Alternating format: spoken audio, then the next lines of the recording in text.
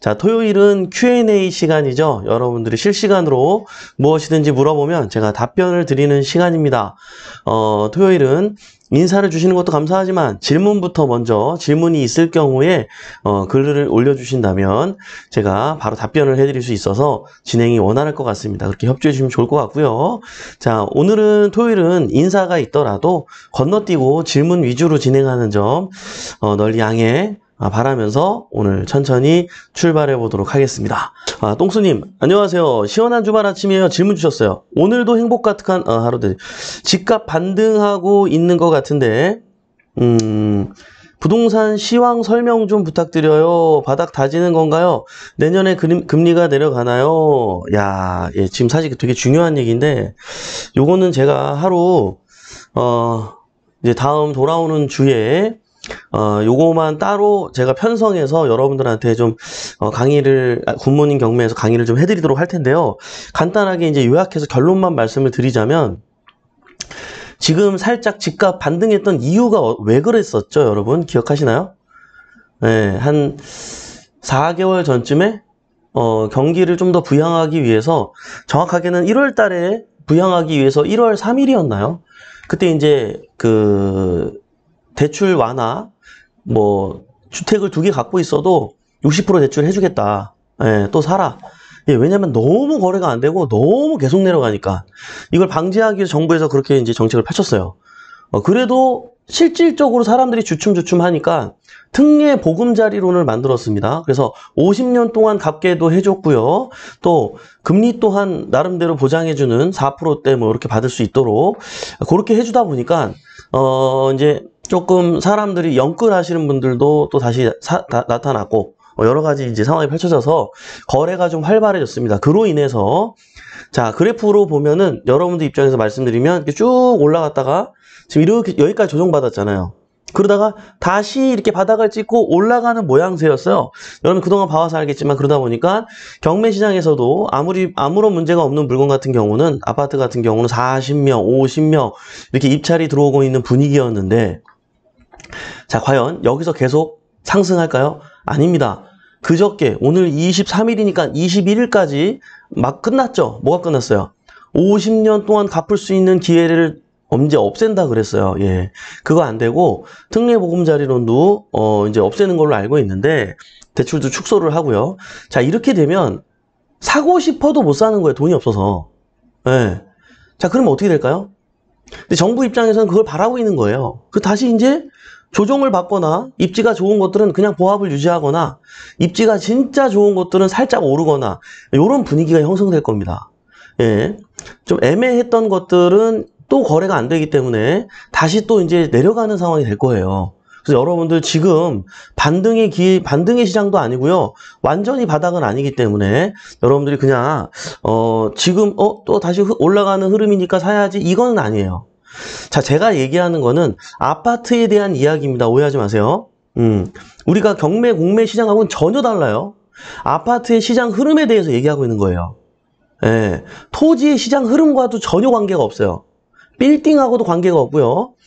전혀 토지, 공장, 창고하고도 전혀 관계가 없어요, 여러분. 이거 구분해서 판단할 줄 알아야 된다. 그러나 대부분 다 아파트를 원하기 때문에 지금 아파트 시장 흐름을 물어보셨고 그 상황에 대해서 말씀을 드리는 거예요. 그리고 금리는 올해는 내려가지 않을 걸로 보입니다. 며칠 전에 연준에서도 금리를 동결했어요. 여러분들 뉴스 보셔서 아시겠지만 한번 동결했는데요. 하지만 장기적으로는 또 올릴 거라고 얘기를 했습니다. 연준 의장이. 예, 그래서 반드시 상승이 일어날 거고 우리는 연준의 방향대로, 미국의 방향대로 한국은행은 따라가지 않았어요. 예, 그것마저도 따라가면은 나라가 너무 힘들어지고 이 경기가 너무 죽고 부동산 가격 또한 초토화될 것 같아서 정부 입장에서 막은 거예요, 사실. 안 따라간 거죠, 금리를. 예. 그렇기 때문에 미국에서 또 한 번 만약에 다음번에 올리게 되더라도 대한민국 입장에서 지금 이 정도 이런 분위기에 금리를 올린다는 건 사실 어렵고요. 지금도 꽤 어려운 상황에 있기 때문에 어쨌든 미국이 정점을 찍고 내년에 내년쯤에는 모르겠어요. 하반기가 될지 언제 될지 모르겠지만 미국의 연준도 금리를 좀 내릴 걸로 보여지는데요. 그렇게 됐을 때는 우리 입장에서는 굉장히 그 분위기를 따라서 같이 움직일 가망성도 있기 때문에 금리에 대한 부분은 당분간은 뭐 이 기조로 갈 것 같은데 내년쯤에는 충분히 기대해도 되지 않을까, 예, 이렇게 생각이 되고요. 지금 어쨌거나 아파트 시장의 흐름 그리고 금리를 물어보셨기 때문에 그 부분에 대한 이야기를 드렸고요. 우선 지금 바닥을 찍고 올라가는 타이밍이 절대 아니기 때문에 여러분 그거 믿고 지금 어떤 지역적으로 또 잘 골라가지고 사야지 아무거나 사면 또 되는 상황은 아니에요. 그죠? 지금 정부에서 기조를 이렇게 바꿨단 말이에요. 왜? 다시 이렇게 올라가라고 분위기를 만들었던 건 아닌데 유지하라고 만들었지. 다시 반등을 해버리니까 다시 누른 거예요, 지금. 이렇게 보시면 좋을 것 같아요. 자, 어쨌든 현재 상황을 간단하게 브리핑 드렸고요. 자, 또 질문으로 넘어가 보도록 하겠습니다. 네. 시라님, 물건 감정가를 정할 때 집 안을 보고 정하고 있는지 궁금해요. 그 감정평가사들이 감정하는 거 얘기하는 거죠? 감정평가사들이 감정할 때 집 안을 볼까요? 응? 보통 감정평가사들이 감정을 할 때 어떻게 하냐면 그 동네를 전혀 모르는 사람이 하는 게 아니고요. 감정평가사마다 그 동네에 담당이 있습니다. 예, 이 동네를 담당하는 그 감정평가사가 그 동네에 물건이 의뢰가 들어오면 그분이 하세요. 그러니까 누구보다도 그 동네 상황을 잘 알고 있겠죠. 예, 그래서 요 정도 컨디션에 요 정도 위치에 요 정도 층에 요 정도 연식에 요 정도 평수? 오케이. 요건 얼마? 사실 그냥 바로 결론이 나오는데 그렇게 결론을 쓰진 않아요. 감정평가서를 보면은 막 몇십 페이지죠? 근데 그러면 정말 그때마다 그렇게 분석을 할까요? 또 그거는 아니에요. 왜냐하면은, 보통 이게 본인들이 계속 이게 해오던 패턴이 있기 때문에 컨트롤 C, 컨트롤 V예요. 복사 붙여넣기라는 뜻이죠, 여러분. 그죠? 예, 그렇게 되는 거고. 근데 저도 가끔 보다 보면 열심히 하는 분들이 있어요. 네, 그런 분들 보면은 감정평가서에 보면은 내부 사진 있죠? 그런 것도 다 찍어가지고 올려놓더라고요. 실제로 내부까지 보면서 하는 분들도 있는데 그렇지 않은 경우가 훨씬 많은 것 같아요. 예, 제가 그동안 사건을 보았을 때 제 내피셜입니다. 자, 그리고요, 원창표님 질문 주셨네요. 종신보험 매월 납입 계약 해지하고 종신보험 해지하고 그 돈으로 경매에 돈 보태서 경매하는 게 좋을까요? 보험계약 유지하는 게 좋을까요? 이거 진짜 되게 중요한 질문인데요. 이거는요, 여러분들의 지금 자금 사정, 그리고 경제 상황에 따라서 다르게 말씀을 드리고 싶어요. 왜냐면요, 종신보험이잖아요, 종신보험. 이 종신보험에는 여러분들 보통 실손보험이라든지 다른 것도 다 포함이 돼 있을 거 아니에요. 그죠? 그리고 한 달에 한 15만원 최소한? 예, 요즘에는 뭐 20몇만 원 이렇게 되는 것 같은데 잘 모르겠어요. 근데 내가 만약에 몸이 안 좋았을 때 이 보험 혜택을 받는 게 이게 굉장히 크잖아요. 내가 진짜 그러면 안 되지만 안 좋은 상황이 생기면, 그죠? 그리고 심지어 만약에 그러면 안 되지만 어떤 정말 안 좋은 일이 생겼어요. 막 내가 이제 몸을 못 가눌 정도로 안 좋은 일이 생겼어. 근데 그러면 이 보험회사에서 다달이 얼마씩 꾸준히 나오잖아요. 그죠?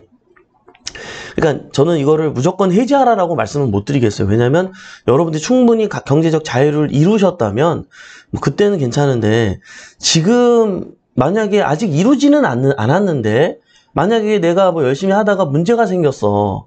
예, 그런데 보험 혜택마저 받을 수 있는 상황이 안 돼. 그러면 진짜 여러분 두 번 힘들죠, 두 번. 예. 내가 뭔가를 열심히 하려고 이거를 해약하고서 이 돈으로 막 했는데 일은 안 풀리고 사고까지 생겨가지고 엎친 데 더 충격이 되는 수가 생길 수가 있겠죠. 그래서 여러분들이 자리를 잡지 않았다면 종신보험은 유지해야 된다고 생각합니다. 저는 현실적으로. 예. 왜요? 나는 나 혼자 사는 게 아니잖아요. 우리 가족들도 있잖아요. 나만 무너지면 상관없는데 우리 가족까지 다 무너진다니까. 그죠? 이건 너무 위험한 거예요. 너무 위험한 거예요. 자, 그렇기 때문에 여러분들이 저는 이렇게 얘기하고 싶어요. 만약에 종신보험을 해약할까 말까를 고민하는 분들이라면 해약하지 말고 담보로 대출을 받으세요. 예. 그거 만약에 그동안 부은 돈이 한 2천만 원 돼요. 그럼 그거 담보로 대출 받을 수 있어요. 물론 2천에 대해서 다 해주진 않겠죠. 근데 그렇게 해서 그냥 활용하면 되지. 응? 이거 해약하지 마요. 근데 뭐 이미 경제적 자유를 이루신 분들이라면은 뭐 크게 중요하진 않겠지만, 월세도 뭐 1,000만 원씩 따박따박 나오는데 뭐 그것을 병원비 내면 되잖아요. 예를 들어서. 근데 내가 원하는 만큼 경제적 자유로 가지 않았다면 해약하지 않았으면 좋겠다. 이렇게 조언을 드리고 싶습니다. 자, 일상이 다큐님, 주택수 4채에서 5채를 부동산 매매 사업자로 양도신 곳이 일반 과세가 될까요? 아니죠. 매매 사업자로 하는 거잖아요. 그럼 이걸 사업자로 봅니다. 뭐라고 보는 거예요? 아, 이 사람은 주택을 가지고 장사하는 사람이구나. 그러면 사업소득세를 적용해야겠네? 라고 생각을 하고 1,200만 원까지 순수입이 났어. 그럼 몇 프로예요? 6%. 또 2,000 얼마까지는 몇 프로? 이런 식으로 내가 얼마 벌었느냐에 따라서 그 구간에 따른 그 세금을 부과하죠. 이해되시나요? 예, 그렇게 이게 매매 사업자잖아요. 말 그대로. 부동산을 매매하는 사업을 하는 사람으로 간주하고 사업 소득세 적용을 한다는 거죠. 그게 한 채가 됐든 두 채가 됐든. 이해되시나요? 네. 자, 또 나는 된다님, 멘토님 부동산 임장 시 경매로 왔다고 밝히는 게 좋을까요? 이게 항상 고민이에요. 아, 참 이거 진짜 고민 많이 하실 거예요. 보세요, 여러분. 이제 많은 유튜브 하시는 분들이, 심지어 중개사님들도 유튜브 하시면서 제발, 아유, 경매면 경매라고 솔직하게 얘기 좀 해요. 이렇게 얘기하는 분들도 있어요. 네?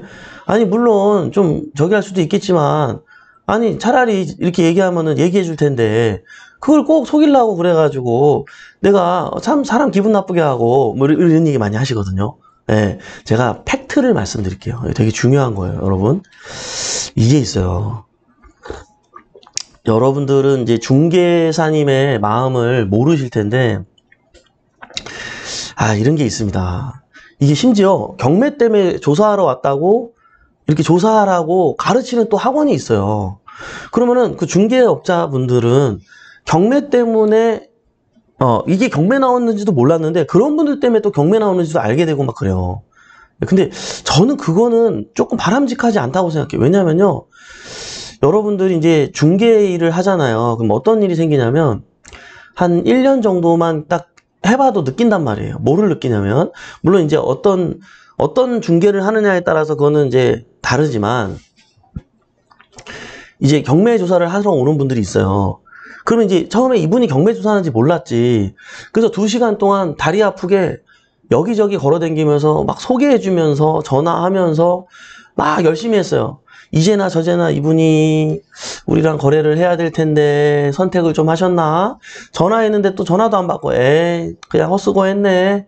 뭐 다른 거 선택하나 보네. 이렇게 하고 있었는데 며칠 있다 갑자기 나타나서, 어머, 사장님 때문에 내가 낙찰 받았어요. 내가 너무 고마워가지고 사장님한테 매물 내놓으려고 내가 갖고 왔어요.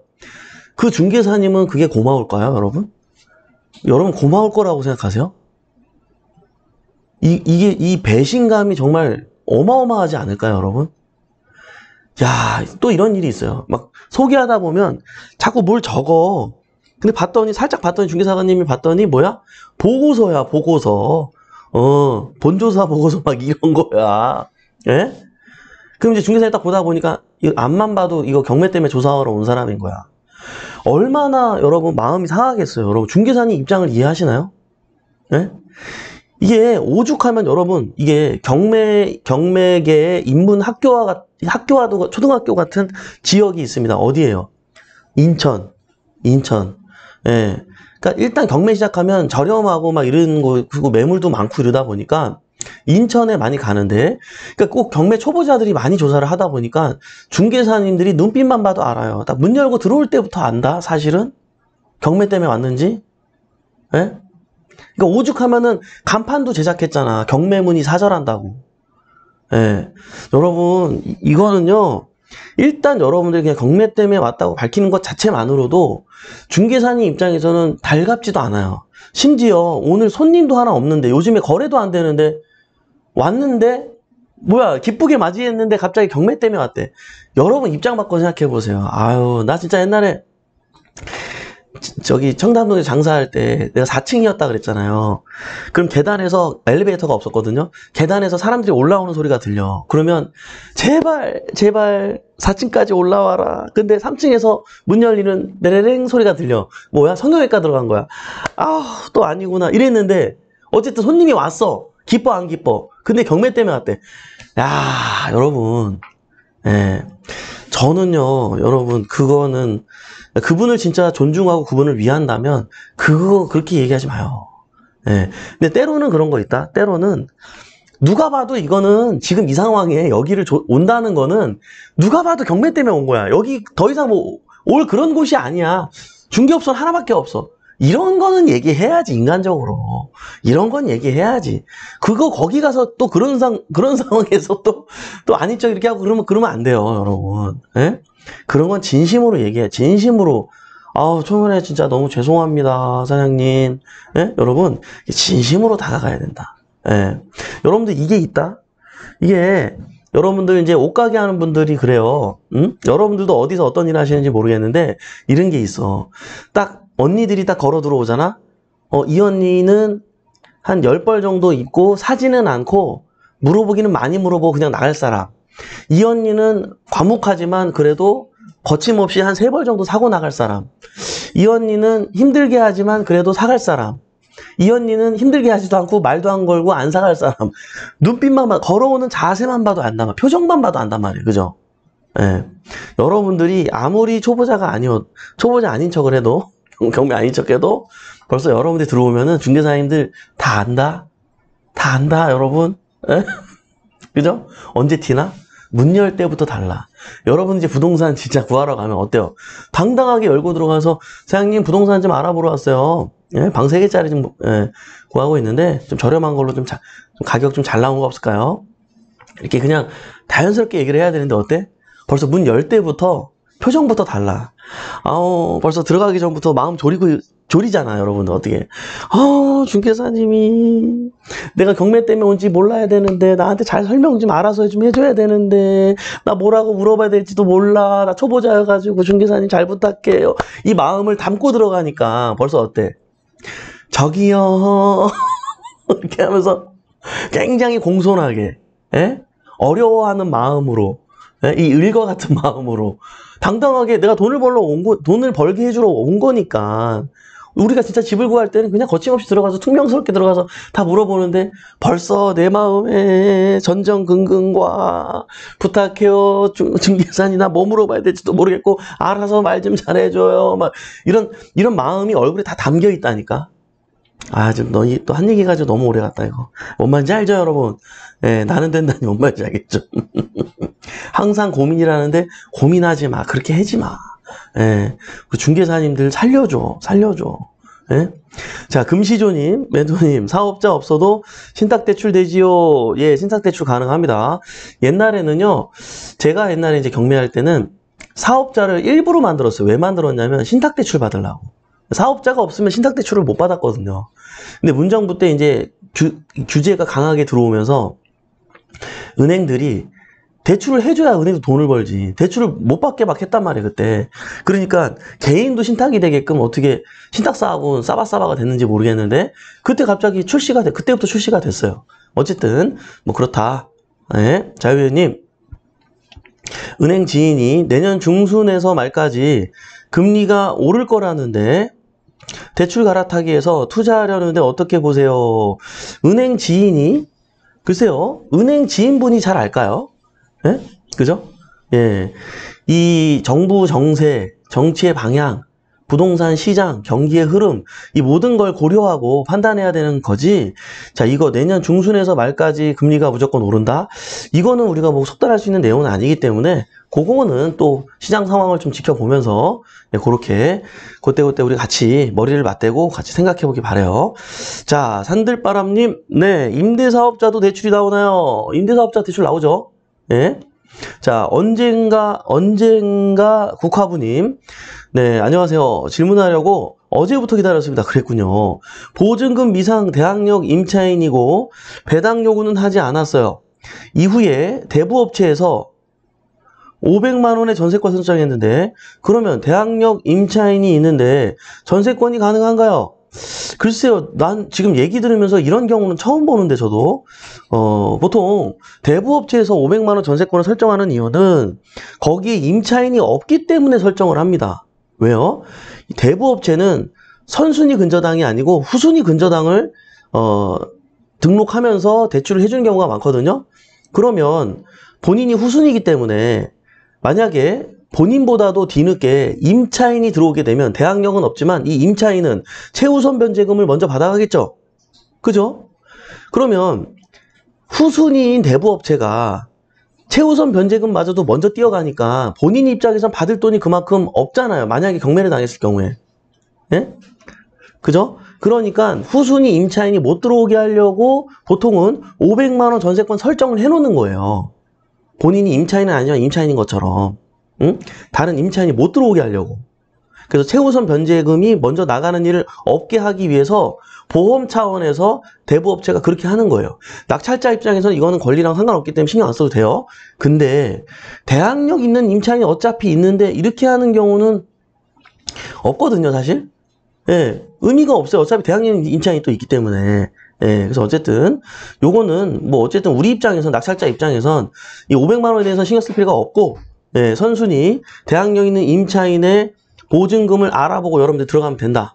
이 전세권에 대한 건 아무것도 신경 쓸 필요가 없다. 네, 이렇게 바라보시면 되겠습니다. 네, 동수님 특례보금자리론인가요? 맞습니다. 어디까지 했죠? 예. 팜282님, 언제쯤 지방 주택시장이 회복할지 궁금하네요.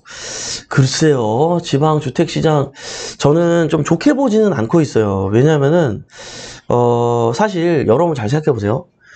우리가 그때 코로나 때 돈을 풀면서, 그때 어디부터 올랐어요? 항상 사이클이 그래왔어요.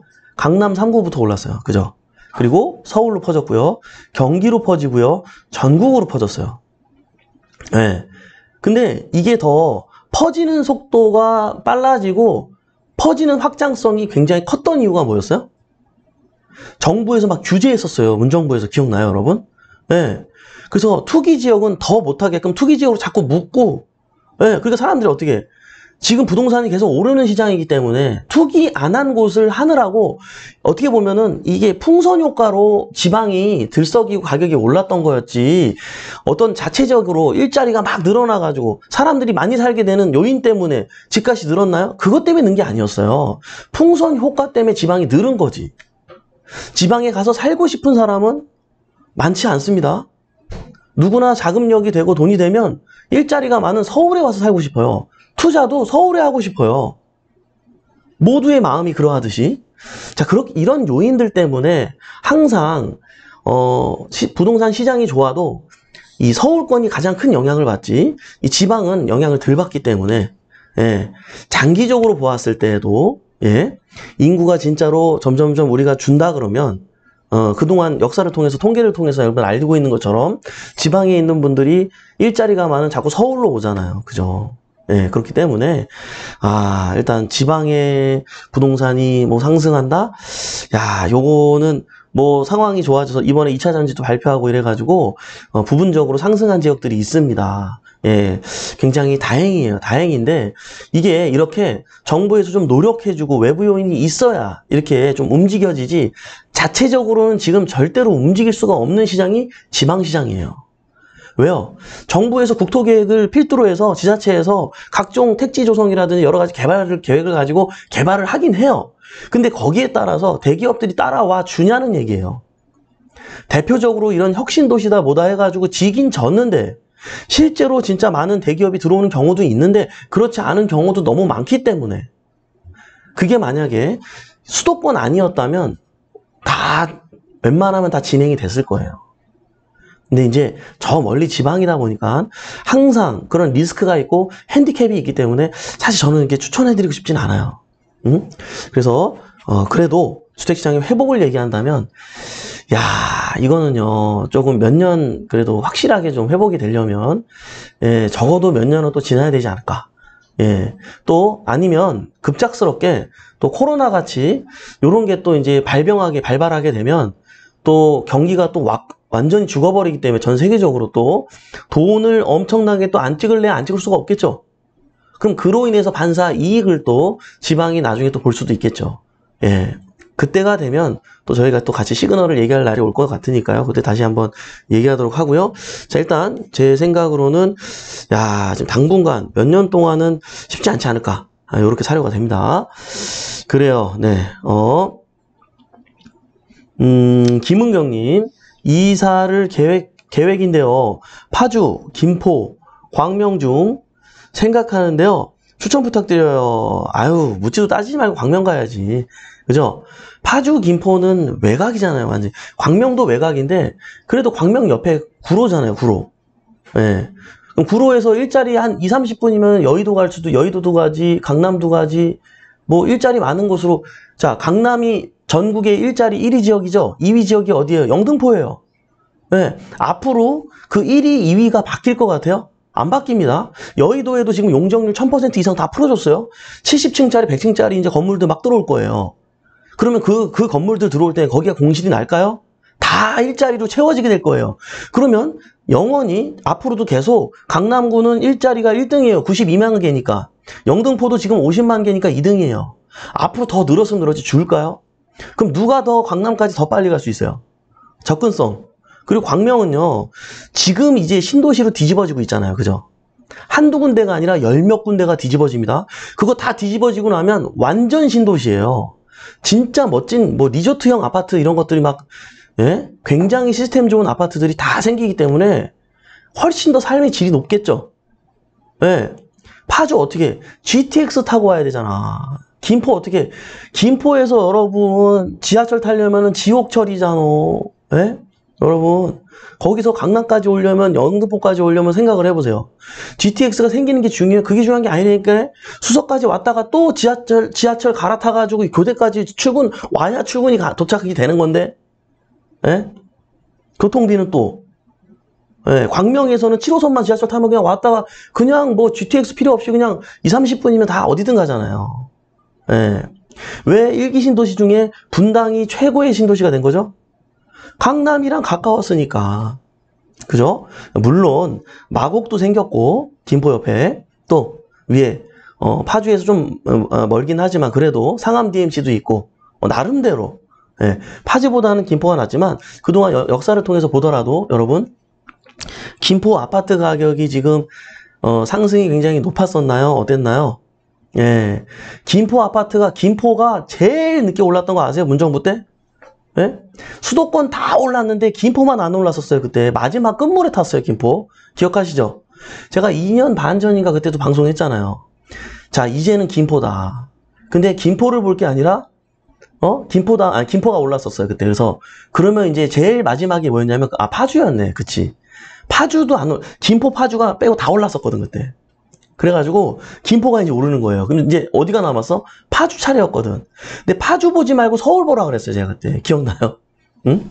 어쨌든 예, 또 이게 얘기하고 싶은 너무 많은데 고민할 게 없는 거야. 이건 그냥 광명이야. 이거는 다 필요 없어요. 예. 자, 문과 예. 7월 6일 실전반입니다. 예. 그리고 질문이 없어요. 그죠? 그죠? 네. 화요일 입찰하려는 빌라 입찰 상담 통화 가능할까요? 당연하죠. 이거 문과학 조아님 요거 질문하신 거구나. 당연하죠. 우리 상담 전용폰으로 해가지고 야 근데 제가 지금 화요일 날 일단 전화해서 스케줄 잡으시기 바랍니다. 자 그리고요 스타트하우스님 저희를 담당하는 감정평가 멘토님 그래요. 그러니까요. 저희를 담당하는 감정평가 멘토님 멘땅님, 멘토님 덕분에 토요일이 행복합니다. 다행이네요. 감사합니다. 저희 같이 행복하자고요. 그래요, 여러분들. 현지용님, 지난주에 특별 매각 조건으로 빌라 낙찰을 받았습니다. 임차권 등기가 되어 있으면 임차인 없이 공실인지요? 그럴 확률이 높죠. 왜냐하면 임차권 등기 행위를 하는 것 자체가 왜 하는 거죠? 내가 전입을 다른 데로 빨리 이사가서 옮겨놔야 되기 때문에 전입을 옮기게 되면 대항력이 사라질까봐 그죠? 임차권 등기라는 거를 해놓고 전입을 해야 내 권리를 주장하고 유지받을 수 있기 때문에 이렇게 행위를 하는 거잖아요. 자, 그러면 임차권 등기가 돼 있다는 거는 그 집이 공실 확률이 높다라는 거, 이게 맞는 말인 거죠. 이해되시나요? 네. 좋습니다. 여러분들 토요일은 이렇게 여러분들 실시간으로 질문을 주시면 답변을 드리는 시간입니다. 평소에 궁금한 게 있다면 여러분들 매주 토요일 날 이렇게 진행을 하고 있으니까요. 실시간 참여하셔가지고 이렇게 질문해 주시기 바랍니다. 또 이외에도 많은 분들이 질문을 주셨는데요. 일일이 답변을 못 드린 점 양해해 주시고, 제가 또 매주 토요일 날 진행하니까 그렇게 해주시고, 또, 아이고, 질문을 많이 주셨네요. 예. 안녕하세요. 우리 왕언니가 오랜만에 또 인사 주셨어요. 안녕하세요. 즐거운 토요일 되세요. 해주셨어요. 예, 제가 대신 우리 왕언니 대신에 전해드립니다. 보랏빛 미소님 맞아요. 멘토님께서 파주 말고 서울 보라 하셨는데 정말 서울이 불장이었었어요. 그죠? 제가 그때 얘기하고 한 3개월 이후에 또 서울이 막 움직이기 시작했었잖아요. 여러분. 예, 그때부터 보셨던 분들은 아시겠지만, 자, 예, 반갑습니다. 예, 안녕하세요. 세리로제님, 부기길상님, 부동산 사장님이 경매 때문에 왔다면 손절하세요.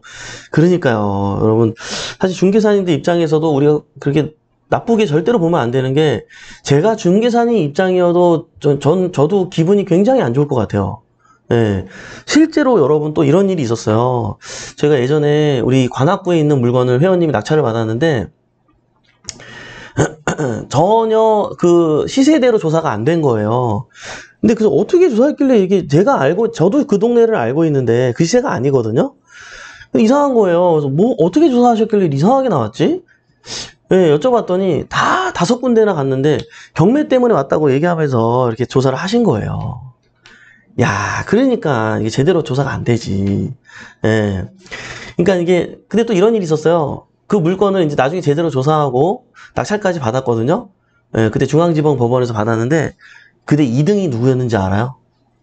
예, 그때 정보를 제대로 주지 않았던 중개사님이 입찰 들어왔어요. 그분이 2등 하셨어. 이런 일도 있어요, 여러분. 예, 그분도 입찰 들어가려고 그랬기 때문에, 그거를 얘기를 안 해주려고 하시겠죠. 얘기를 해줘도 잘못된 정보를 줄 가능성도 좀 있겠죠. 예, 근데 더 좀 슬펐던 거는 그 중개사님이 명함을 주면서 우리 회원님한테 이거 한 2천만 원 더 쳐줄 테니까 팔 생각 없냐고 이제 얘기를 했대요. 우리 회원님이 너무 놀래가지고 명함까지 갖고 온 거예요, 낙찰 받자마자. 내가 통화해봤잖아. 그래서 얼마 더 줘요. 그때 시세는 그렇게 얘기 안 해놓고서는 우리 회원님 더 비싸게 낙찰 받았는데 거기다 2천만 원 더 얹어줄 테니까 팔으라고 바로. 예, 어쨌든 이런 일도 있고 저런 일도 있고 그렇습니다, 여러분. 어쨌든 네, 네, 여러분들. 오늘, 토요일인데요. 날씨가 굉장히 좋습니다.